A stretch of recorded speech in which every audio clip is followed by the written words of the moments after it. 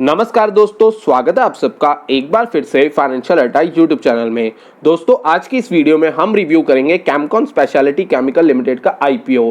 आज का ये रिव्यू देखने के बाद आप इजीली डिसाइड कर सकते हो कि आपको कैमकॉन स्पेशलिटी केमिकल्स में अप्लाई करना चाहिए या आपको अवॉइड करना चाहिए। तो वीडियो शुरू करने से पहले आप सबसे रिक्वेस्ट है, अगर आप हमारे चैनल में नए हो तो अभी चैनल को सब्सक्राइब करें और साथ में दिए गए बेल आइकन को जरूर दबाएं ताकि आपको सारे नोटिफिकेशंस मिल पाए। तो चलिए दोस्तों, वीडियो शुरू करते हैं। सबसे पहले हम बात करेंगे अबाउट कंपनी की। तो Chemcon speciality chemical limited is a manufacturer of speciality chemical. ये एक स्पेशलिटी केमिकल्स बनाती है जो कि वडोदरा गुजरात की कंपनी है।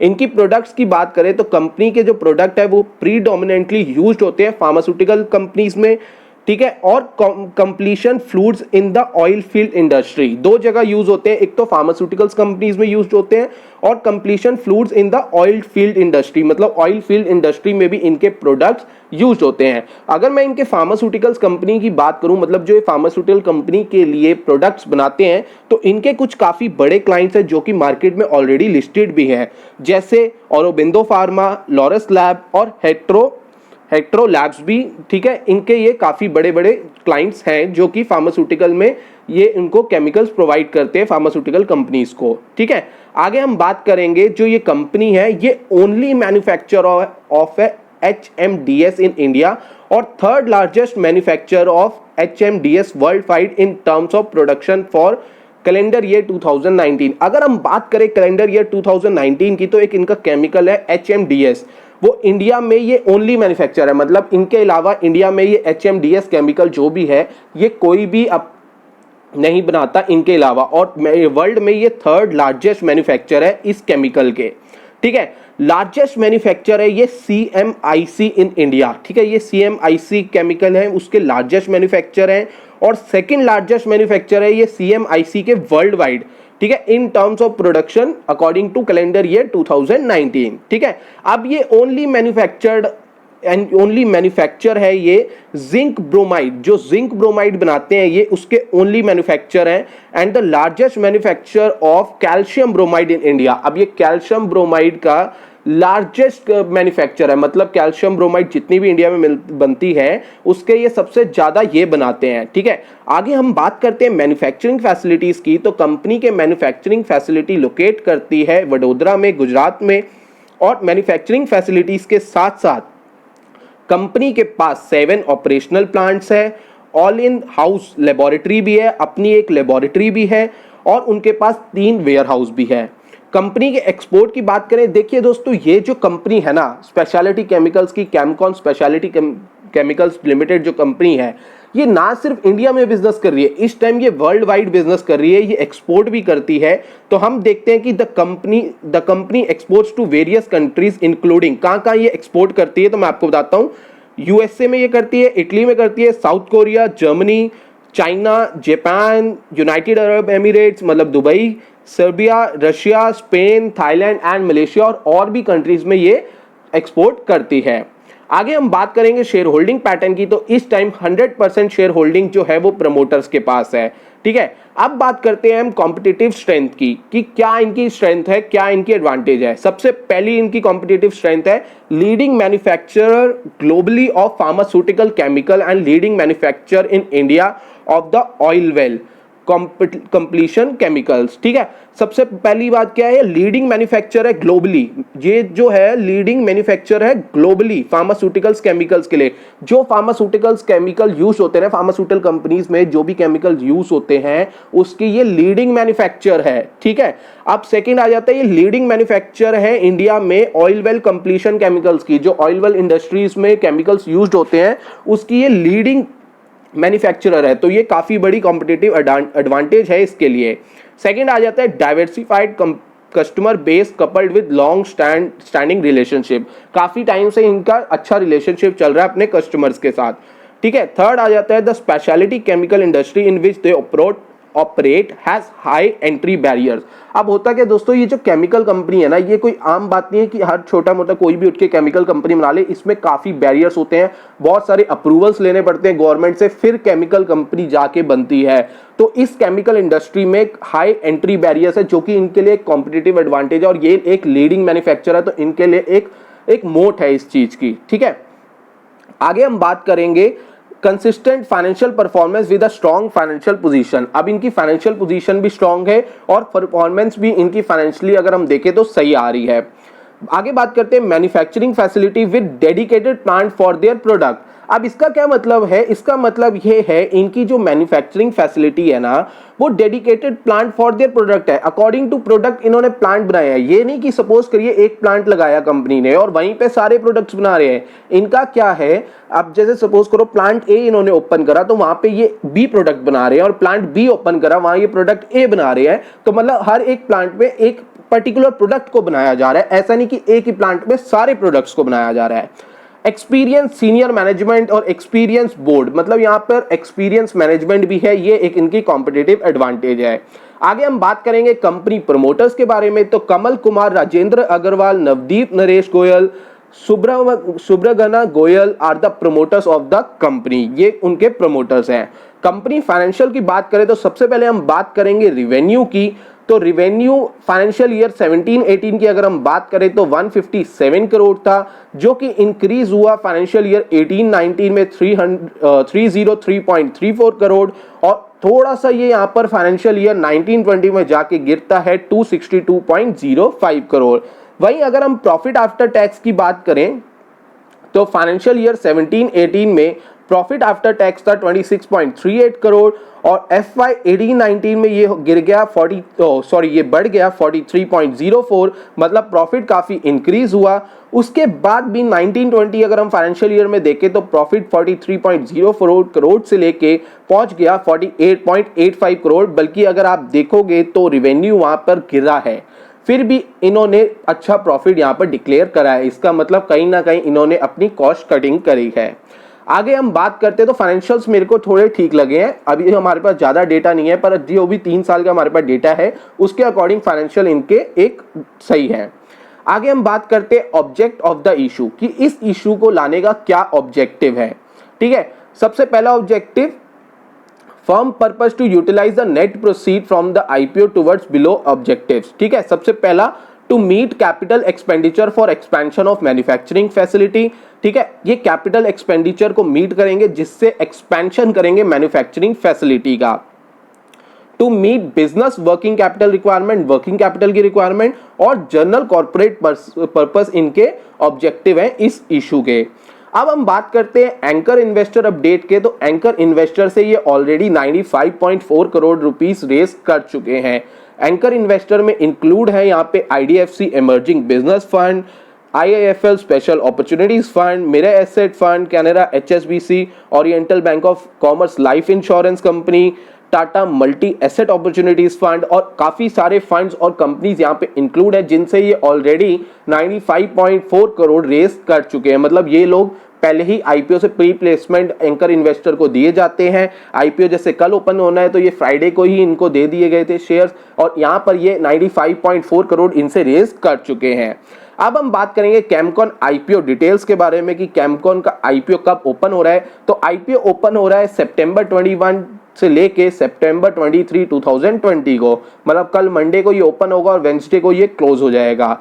इशू टाइप है ये book build issue. Issue size की बात करें तो टोटल ये 318 करोड़ का आईपीओ है। जहां पे फ्रेश इशू की बात करें तो 165 करोड़ का फ्रेश इशू है। फ्रेश इशू को ही हम आईपीओ कहते हैं। आईपीओ का मतलब होता है इनिशियल पब्लिक ऑफरिंग, जब कंपनी पहली बार लिस्ट हो रही होती है, और फ्रेश इशू का मतलब होता है वो पैसा कंपनी के पास जाता है, प्रमोटर के पास नहीं, और उसी पैसे से कंपनी एक्सपेंशन या वर्किंग कैपिटल रिक्वायरमेंट जो भी उनकी रिक्वायरमेंट है उसको फुलफिल करती है। सेकंड है offer for sale. Offer for sale है यहाँ पे 153 करोड़ का। ऑफर फॉर सेल का मतलब होता है यहाँ पे प्रमोटर अपना स्टेक सेल कर रहे हैं और जो पैसे वो कंपनी को नहीं जाते वो प्रमोटर्स को जाते हैं। फेस वैल्यू की बात करें तो ₹10 यहाँ पर इक्विटी शेयर फेस वैल्यू रखी गई है। प्राइस बैंड की बात करें तो ₹338 टू ₹340 पर शेयर यहाँ पे प्राइस बैंड रखा गया है। मार्केट लॉट की बात करें तो 44 शेयर्स का है। मिनिमम ऑर्डर क्वांटिटी भी 44 शेयर्स की है। लिस्टिंग यहाँ पे होगी बॉम्बे स्टॉक एक्सचेंज और नेशनल स्टॉक एक्सचेंज में। आगे हम बात करते हैं कैमकॉन आईपीओ टेंटेटिव डेट के बारे में। तो आईपीओ ओपन हो रहा है 21 सितंबर को, क्लोज हो रहा है 23 सितंबर 2020 को। अलॉटमेंट की फाइनलाइजेशन होगी 28 सितंबर 2020 को। अगर आपको अलॉटमेंट हो जाती है तो शेयर्स आपके क्रेडिट होंगे 30 सितंबर को। अगर आपको अलॉटमेंट नहीं होती तो 29 सितंबर 2020 को आपके पैसे वापस आ जाएंगे। आईपीओ शेयर की लिस्टिंग डेट है 1 अक्टूबर 2020। कैमकॉन आईपीओ का लॉट साइज और प्राइस की अगर हम बात करें तो मिनिमम आप एक लॉट साइज में लगा सकते हो तो मिनिमम अमाउंट आपका जाता है 14,960 रुपए और मैक्सिमम आप 13 लॉट्स में लगा सकते हो तो आपको टोटल शेयर मिलते हैं 572 और टोटल अमाउंट आपका ब्लॉक होता है 1,94,480। कैमकॉन आईपीओ प्रमोटर होल्डिंग की अगर हम बात करें तो इस टाइम प्रमोटर की होल्डिंग 100% है और आफ्टर ये आईपीओ के बाद प्रमोटर की होल्डिंग 74.47% रह जाएगी। तब भी बहुत ही अच्छी प्रमोटर होल्डिंग यहाँ पर है कैमकॉन स्पेशलिटी केमिकल्स के प्रमोटर की। ठीक है, अब हम बात करते हैं Chemcon IPO offer size by investor category. ठीक है, क्यूआईबी क्वालिफाइड इंस्टीट्यूशनल बायर्स के लिए 50% रिजर्व कोटा है। नॉन इंस्टीट्यूशनल इन्वेस्टर एनआईआई उनके लिए 15% है और रिटेल मतलब आप और हम हमारे लिए 35% रिटेल कोटा है। ठीक है, अब हम बात करते हैं, अब हमने सारी बात कर ली, कॉम्पिटिटिव एडवांटेज हर एक चीज बात कर ली कंपनी की पॉजिटिव। अब हम बात करेंगे कुछ की रिस्क फैक्टर, इसमें रिस्क क्या है इस कंपनी में। सबसे पहला रिस्क आ जाता है promoter of certain member of promoter group है filed an application for settlement. अब ये ना इन्होंने सेबी के साथ सेटलमेंट के लिए एक फाइल एप्लीकेशन करी हुई है क्योंकि इन्होंने कुछ टाइम पहले इनके कुछ प्रोमोटर्स ने लिस्टेड कंपनी में स्टेक था, उनका होल्डिंग थी, पर उसको बताया नहीं सेबी को, तो इसलिए वो उस केस को खत्म करने के लिए इन्होंने एप्लीकेशन फाइल करी हुई है। तो इससे एक नेगेटिव इंपैक्ट है इनके ऑपरेशन, रेपुटेशन और प्रोस्पेक्टस में। ठीक है, सेकंड आ जाता है नरेश विजय कुमार गोयल जो इनके एक प्रमोटर ग्रुप का मेंबर है, उस has filed an appeal in relation to criminal proceeding filed against him. उसके अगेंस्ट क्रिमिनल प्रोसीडिंग है which if determined adversely may have a negative impact on operations, reputation और prospectus। ठीक है, operation और reputation में इसमें नेगेटिव इंपैक्ट आ रहा है क्योंकि प्रमोटर नरेश विजय कुमार गोयल के ऊपर एक क्रिमिनल प्रोसीडिंग फाइल है। ठीक है, थर्ड हम बात करते हैं तो जो रीसेंट आउटब्रेक है ना of the novel corona virus, उसकी वजह से भी काफी कंपनी को प्रॉब्लम आ सकती है, पर ये मुझे रिस्क फैक्टर मुझे नहीं लग रहा बिकॉज मैंने देखा है कि कोरोना की वजह से, मैंने क्या आप सबने देखा होगा, कोरोना की वजह से ही फार्मास्यूटिकल कंपनी की थोड़ी सी सेल ज्यादा हुई है और फार्मास्यूटिकल कंपनी की ज्यादा होने का मतलब है कि केमिकल कंपनी को भी सपोर्ट मिलेगा। और दूसरा आप देख रहे होगे चाइना से काफी केमिकल आना बंद हो गए, तो अब इंडिया कंपनी जो केमिकल इंडस्ट्री है वो बूम करेगी। तो यहाँ पे मेरे को ये वाला पॉइंट नहीं ठीक लगता। ठीक है, अब बात करते हैं कैमकॉन बिजनेस इंक्लूड करता है manufacturing, marketing and supply of specialised chemical largely used in pharmaceutical and oil field industry. अब क्या होगा, अब ये जो अगर यहाँ पे डिक्रीज हो जाता है फार्मास्यूटिकल कंपनी या ऑयल फील्ड इंडस्ट्री में केमिकल का यूज डिक्रीज हो जाता है तो इनकी ग्रोथ में इफेक्ट कर सकता है, ये एक रिस्क फैक्टर है। ठीक है, they have a limited product portfolio and the business may be adversely affected if any of their products do not continue to perform as expected. ठीक है, अब देखिए इनके पास लिमिटेड प्रोडक्ट्स है और अगर इनमें से कोई प्रोडक्ट नहीं अच्छा कर रहा परफॉर्म तो इनको काफी प्रॉब्लम आ सकती है।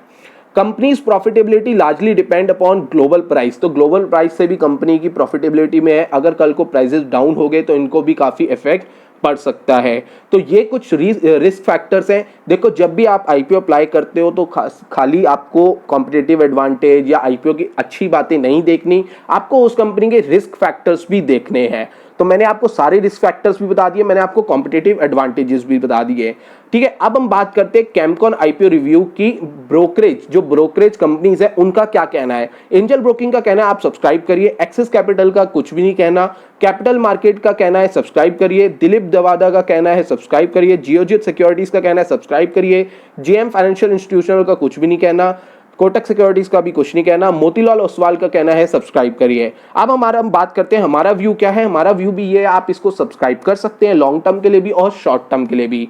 पर आप सब्सक्राइब करने से पहले अपनी रिसर्च जरूर करें, ठीक है। अब हमें ऐसा क्यों लगता है इसको लॉन्ग टर्म के लिए भी, देखिए केमिकल सेक्टर एक काफी अच्छा है और आने वाले टाइम में काफी बूम कर सकता है। मैं मानता हूं इसके रिस्क फैक्टर्स भी हैं, पर मैं रिस्क फैक्टर्स को ही देख के मैं अगर इसमें लॉन्ग टर्म भी इन्वेस्ट करता हूं तो मैं अकॉर्डिंग टू रिस्क फैक्टर कर रहा हूं, और कल को मेरे को अगर कंपनी में कोई प्रॉब्लम लगी तो मैं वहां से एग्जिट भी कर जाऊंगा। अभी वैसे मैं आपको एक पर्सनल व्यू बताऊं कि मैं इस आईपीओ में क्या कर रहा हूं, तो मैं इस आईपीओ में अपने सारे फैमिली मेंबर्स के डीमैट अकाउंट से लॉट लगा रहा हूं। तो अभी आपको अगर डीमैट अकाउंट खोलना है तो लिंक डिस्क्रिप्शन में है, आप अभी जाके अपना डीमैट अकाउंट ओपन करिए, ठीक है। फ्री डीमैट अकाउंट है आपको एंजल ब्रोकिंग के साथ, और जीरोधा के साथ भी आप डीमैट अकाउंट ओपन कर सकते हैं, लिंक डिस्क्रिप्शन में है। तो मैं अपने सारे फैमिली मेंबर्स के अकाउंट से लगा रहा हूं ये आईपीओ, और मेरी कोशिश क्या रहेगी, जैसे 44 शेयर्स का लॉट है ना, तो मैं कुछ शेयर लिस्टिंग वाले दिन सेल कर दूंगा और कुछ शेयर को लॉन्ग टर्म रख लूंगा। ये एक मेरा पर्सनल व्यू है, आप इसको एक एडवाइस ना मानिए, और आप अपनी रिसर्च खुद करिए या आप अपने फाइनेंशियल एडवाइजर से जरूर बात करिए। लिस्टिंग गेन के लिए आप इसको अप्लाई कर सकते हैं।